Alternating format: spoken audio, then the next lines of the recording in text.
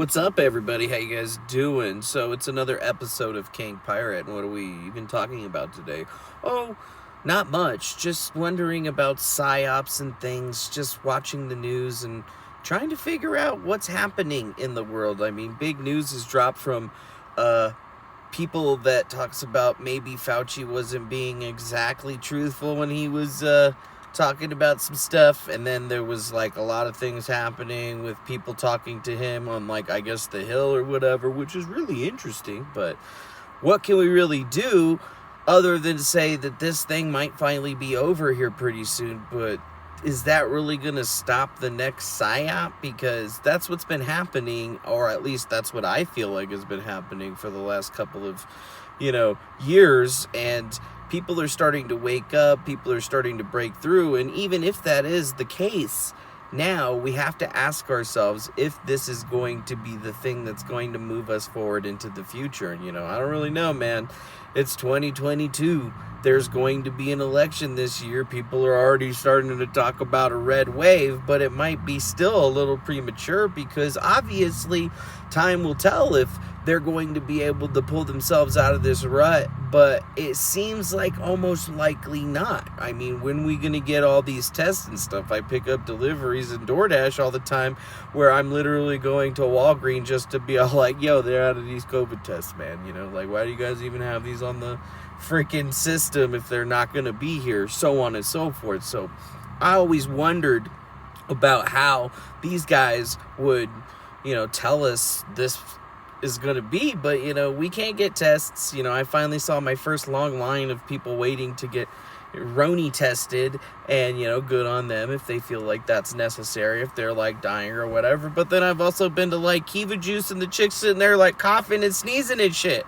So what's really happening? I mean, there's a lot of respiratory viruses that are going on right now. It seems there's a lot of stuff that people have been saying over the wires, and what can you really believe? Like, are these people disinformation agents? Are they just misinformed? I don't know. I feel like we haven't been able to trust the news media, and I've pretty much taken a step back from trying to go through individual stories and show people, all the proclivities, because it just seems like at this point, everybody pretty much is doing the same exact thing. We're on the same exact devices, looking at all the same information. Our focus is shifted, basically. We're doing this in a different way, which I think that places like Discord, these Telegram rooms and stuff that people are using, are probably going to be way more important.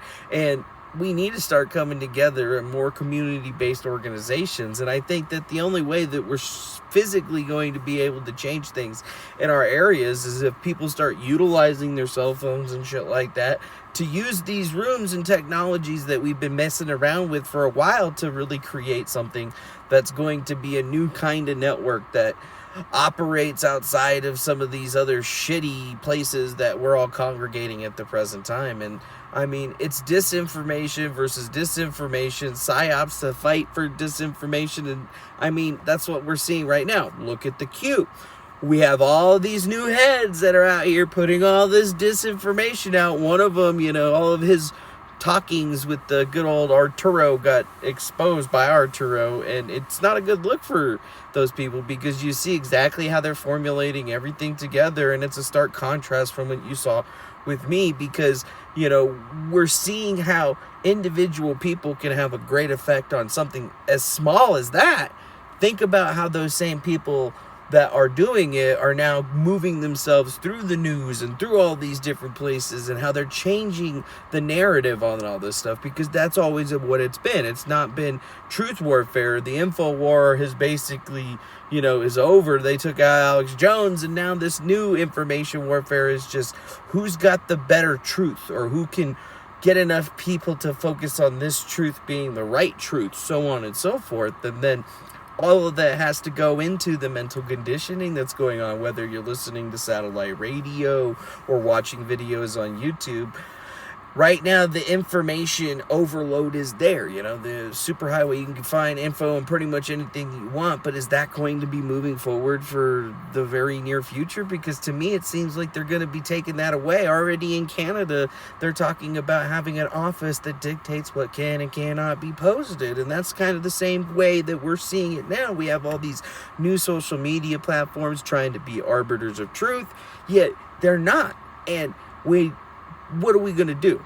Honestly, is the question, is what do we do? You know, we can use the platforms to our advantages and make money and do the right thing, but at the same time, unless you're physically creating a movement that's interconnected across all of those platforms that can basically stay together like a decentralized human network of some kind, I don't know if we're ever going to get anywhere out there, or I don't know if we're ever going to be able to get out there anymore, because, you know, it's like the Byzantine generals program only on crack, because not only is every general putting in their own disinformation and misinformation out there, nobody knows how to verify it. So it's like, you know, we've already seen this problem solved, but, you know, it's not a practical solution in the human sense, it's only a digital solution. And even then, right now, there's more control, more takedowns going on.